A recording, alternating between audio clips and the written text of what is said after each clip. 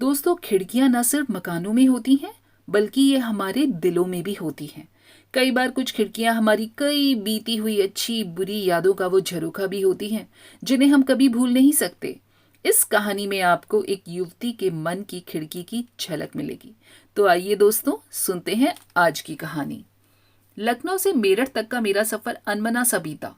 पिछले 2 सालों में मुझसे अगर कोई पूछे कि सबसे मुश्किल काम मेरे लिए क्या है, तो मेरा जवाब होता मायके, मेरठ जाना। 2 साल पहले मेरा नवीन से विवाह हुआ है। विवाह हुआ है या कर दिया गया है, इन दोनों बातों में फर्क है। और यह फर्क वही जानता है जिसने इस बात को महसूस किया है कि विवाह हुआ नहीं, कर दिया गया है। माता पिता ने एक जिम्मेदारी निपटा ली है, बस यही हुआ है। वरना शादी के बाद 2 सालों में क्या कोई लड़की एक बार भी मायके ना आती?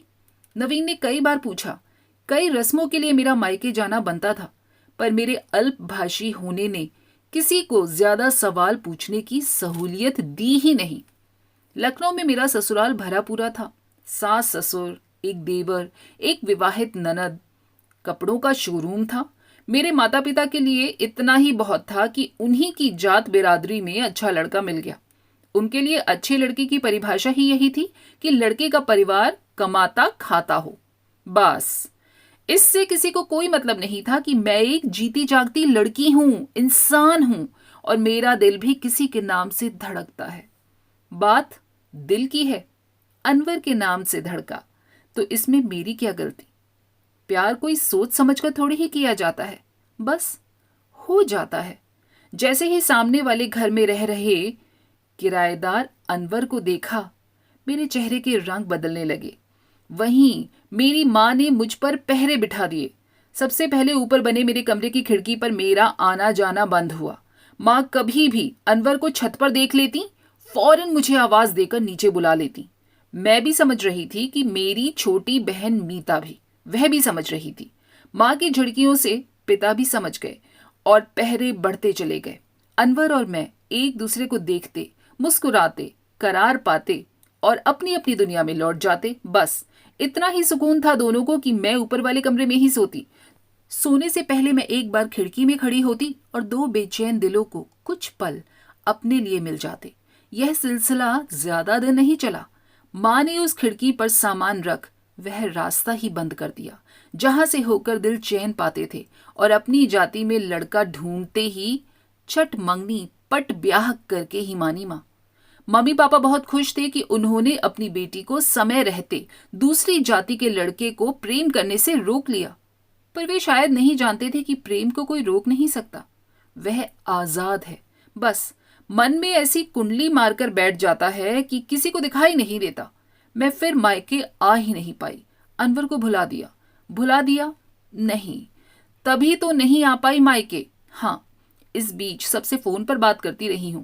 अब मीता की कल सगाई है, तो मीता की जिद पर ही एक दिन के लिए आई हूं। बस कल रात की ट्रेन से वापस चली जाऊंगी। स्टेशन से बाहर आकर मैंने रिक्शा लिया। थापर नगर कहते हुए सिर्फ अनवर का ध्यान आया, होगा या नहीं होगा, कहीं चला तो नहीं गया होगा। अपनी शादी तय हो जाने के बाद मैंने उसे देखा तक नहीं था। मीता ने बताया था कि दूसरे शहर चला गया था। आरपी कॉलेज के आगे से रिक्शा निकला तो वह दिन आंखों के आगे घूम गया। जब मैं कॉलेज से निकली तो अनवर यहीं इसी पेड़ के नीचे हाथ बांधे खड़ा था। मैं हैरान सी उसके पास जाकर खड़ी हो गई। कितनी देर दोनों इस सड़क पर पैदल चलते रहे, जब बिना कुछ कहे और कितना कुछ मौन सुनते हुए मेरी आंखों में अचानक आंसू आ गए। दिल से एक आह निकल गई। यह शहर मुझे इतना अजनबी क्यों लगा था? यहां तो मैं पली बड़ी हूं। क्या जिंदगी से, एक इंसान के जाने से सब कुछ इतना खाली खाली लगता है? मेरे दिल में अपने माता पिता के लिए सिर्फ नाराजगी थी। मैं घर पहुंची। मीता मुझसे लिपट गई। मैं मम्मी पापा को दूर से नमस्ते कर एक मेहमान की तरह बैठ गई। उन्हें भी मेरी नाराजगी का अच्छी तरह भान था। मेरी बहुत कम बोलने की आदत ने हमेशा एक बचाव का काम किया है। यह कम ही लोग जानते हैं कि जो लोग कम बोलते हैं, उनके अंदर लफ्जों का एक समंदर ठाठे मारता रहता है। मैं फ्रेश हुई। मीता उत्साहित थी, खुशनसीब थी, अपनी ही जाति के लड़के को पसंद करती थी, और अब उसी से कल उसकी सगाई है। कितना भी अनजान बनती, पर है तो माँ ही ना। मेरे दिल की उदासी मेरी माँ को बेहाल कर रही थी। मेरे सर पर हाथ फेरते हुए उन्होंने माहौल को हल्का करने की कोशिश की और पूछा, जब से आई है बेटा मेहमान बनकर बैठ रही है। थोड़ा आराम कर ले ऊपर जाकर, सफर से थक गई होगी। किसी चीज की जरूरत हो तो बताना। मैंने अपना बैग उठाया चुपचाप।